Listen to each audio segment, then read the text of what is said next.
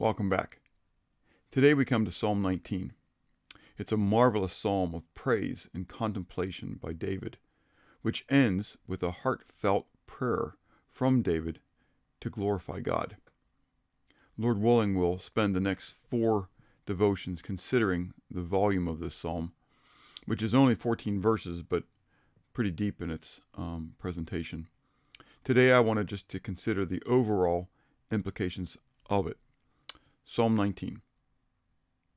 To the chief musician, a psalm of David.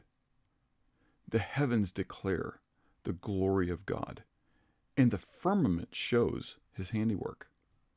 Day unto day utters speech, and night unto night reveals knowledge. There is no speech nor language where their voice is not heard. Their line has gone out throughout all the earth, in their words to the end of the earth.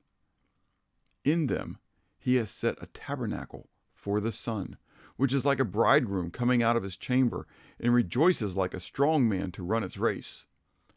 Its rising is from one end of heaven, and its circuit to the other end, and there is nothing hidden from its heat. The law of Yahweh is perfect, converting the soul. The testimony of Yahweh is sure, making wise the simple. The statutes of Yahweh are right, rejoicing the heart. The commandment of Yahweh is pure, enlightening the eyes. The fear of Yahweh is clean, enduring forever. The judgments of Yahweh are true and righteous altogether. More to be desired are they than gold, yea, than much fine gold, sweeter also than honey in the honeycomb. Moreover, by them your servant is warned, and in keeping them there is great reward. Who can understand his errors? Cleanse me from secret faults. Keep back your servant also from presumptuous sins. Let them not have dominion over me. Then I shall be blameless, and I shall be innocent of great transgression. Let the words of my mouth and the meditation of my heart be acceptable in your sight, O Yahweh, my strength and my Redeemer. God, the creator of the heavens and the earth, has revealed himself to his creation, both in his creation and in his word. In the law, we read, Deuteronomy chapter 17, whoever is deserving of death shall be put to death on the testimony of 2 or 3 witnesses. He shall not be put to death on the testimony of 1 witness. God goes to his own standards and provides the testimonies that are required in order to validate his existence. He gives it to us in his creation, the marvels of his creation, which Lord willing we'll consider more tomorrow, and then in the clear testimony of his word, which Lord willing we'll consider in 2 days from now. Jesus also adhered to this standard of testimony. As we read in John 5, beginning of verse 31, Jesus declared, if I bear witness of myself, my witness is not true. There is another who bears witness of me, and I know that the witness which he witnesses of me is true. You have sent to John, and he has borne witness to the truth. Yet I do not receive testimony from man, but I say these things that you may be saved. He was the burning and shining lamp, and you were willing for a time to rejoice in his light. But I have a greater witness than John's. For the works which the Father has given me to finish, the very works that I do, bear witness of me, that the Father has sent me. And the Father himself, who sent me, has testified of me.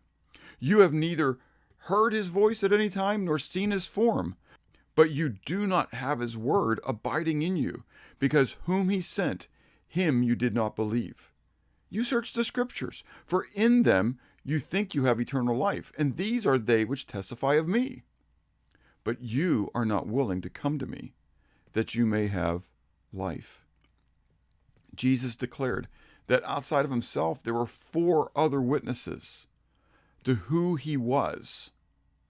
John, the very miracles and works which he did, the Father himself, who spoke from heaven, though they wouldn't listen and they wouldn't hear, and then again the Word, which testifies of him.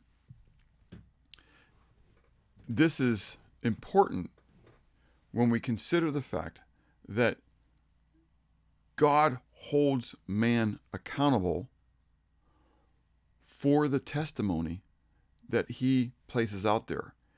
We've seen before in Romans chapter 1, beginning verse 18, for the wrath of God is revealed from heaven against all ungodliness and unrighteousness of men, who suppress the truth in unrighteousness, because what may be known of God is manifest in them, for God has shown it to them. For since the creation of the world, his invisible attributes are clearly seen, being understood by the things that are made, even his eternal power and Godhead, so that they are without excuse. Because although they knew God, they did not glorify him as God, nor were thankful, but became futile in their thoughts, in their foolish hearts were darkened. God has revealed himself. Man is without excuse for rejecting him. How often, then, do you avail yourself of the glory of his creation in the marvels of his word in order to meditate upon who he is and what he has done?